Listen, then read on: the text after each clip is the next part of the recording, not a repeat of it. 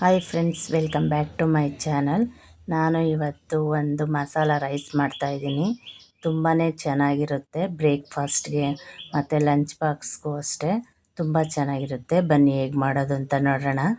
ಗಡ್ಡೆಯಷ್ಟು ಬೆಳ್ಳುಳ್ಳಿ ಹಾಕ್ಕೊಳ್ತಿದ್ದೀನಿ, ಒಂದು ಅರ್ಧ ಇಂಚಷ್ಟು ಶುಂಠಿ, ಒಂದು 5-6 ಹಸಿಮೆಣಸಿನ್ಕಾಯಿ,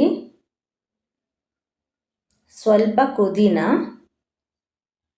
ಸ್ವಲ್ಪ ಕೊತ್ತಂಬರಿ ಸೊಪ್ಪು. ಈಗ ಇದನ್ನೆಲ್ಲ ಮಿಕ್ಸಿ ಮಾಡ್ಕೊಳ್ಳೋಣ. ಈಗ ನೋಡಿ ಮಸಾಲೆ ರೆಡಿಯಾಗಿದೆ.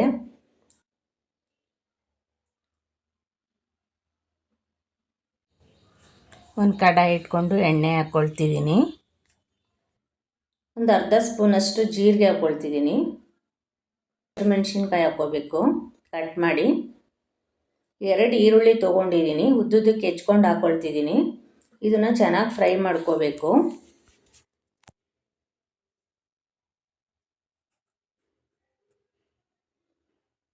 ಹಸಿ ವಾಸನೆ ಹೋಗೋವರೆಗೂ ಫ್ರೈ ಮಾಡ್ಕೋಬೇಕು.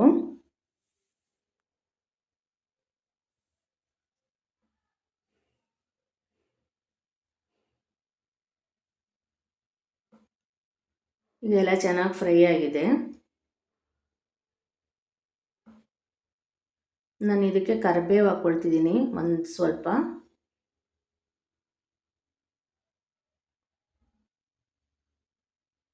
ಇದು ಅಷ್ಟೇ ಫ್ರೈ ಆಗಿದೆ. ನಾನು ಈಗ ಹಸಿ ಬಟಾಣಿ ಸೇರಿಸ್ಕೊಳ್ತಿದ್ದೀನಿ ಇದಕ್ಕೆ. ಇದು ಅಷ್ಟೇ ಚೆನ್ನಾಗಿ ಫ್ರೈ ಮಾಡಬೇಕು, ಸಾಫ್ಟ್ ಆಗೋವರೆಗೂ ಫ್ರೈ ಮಾಡ್ಕೋಬೇಕು.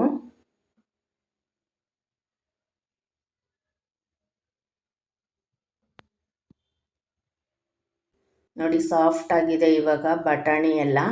ಈಗ ಒಂದು ಅರ್ಧ ಸ್ಪೂನಷ್ಟು ಅರಿಶಿನ ಹಾಕ್ಕೊಳ್ತಿದ್ದೀನಿ.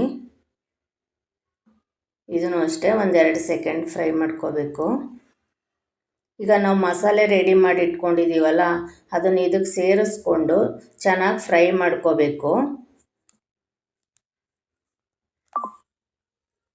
ಒಂದು 2-3 ನಿಮಿಷನಾದರೂ ಈ ಮಸಾಲೆನ ಚೆನ್ನಾಗಿ ಫ್ರೈ ಮಾಡ್ಕೋಬೇಕು.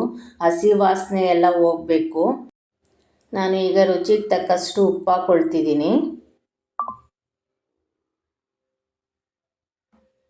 ನೋಡಿ ಎಣ್ಣೆ ಎಲ್ಲ ಬಿಟ್ಕೊಂಡಿದೆ. ಈಗ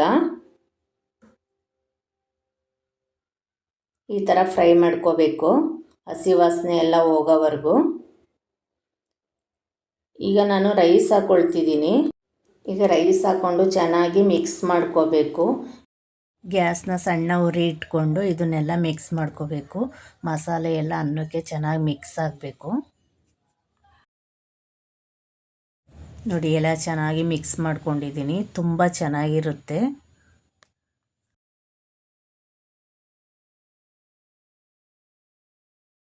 ನಾನು ಇದಕ್ಕೆ 1 ನಿಂಬೆಹಣ್ಣಷ್ಟು ರಸ ಸೇರಿಸ್ಕೊಳ್ತಿದ್ದೀನಿ.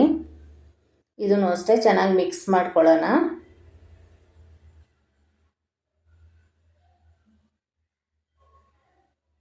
ಈಗ ಲಾಸ್ಟಲ್ಲಿ ಕೊತ್ತಂಬರಿ ಸೊಪ್ಪು ಹಾಕ್ಕೊಳ್ತಿದ್ದೀನಿ. ಕೊತ್ತಂಬರಿ ಸೊಪ್ಪು ಹಾಕಿ ಚೆನ್ನಾಗಿ ಮಿಕ್ಸ್ ಮಾಡ್ಕೋಬೇಕು. ಮಸಾಲ ರೈಸು ರೆಡಿಯಾಗಿದೆ. ತುಂಬಾ ಚೆನ್ನಾಗಿರುತ್ತೆ. ಬೆಳಗಿನ ಬ್ರೇಕ್ಫಾಸ್ಟ್ಗೆ ಮತ್ತು ಲಂಚ್ ಬಾಕ್ಸ್ಗೂ ತುಂಬಾ ಚೆನ್ನಾಗಿರುತ್ತೆ. ಈ ಥರ ರೈಸ್ ಮಾಡಿಕೊಂಡ್ರೆ. ನಿಮಗೆ ಈ ರೆಸಿಪಿ ಇಷ್ಟ ಆದರೆ ಲೈಕ್ ಮಾಡಿ, ಶೇರ್ ಮಾಡಿ, ಕಮೆಂಟ್ ಮಾಡಿ, ಸಬ್ಸ್ಕ್ರೈಬ್ ಮಾಡಿ. Thank you.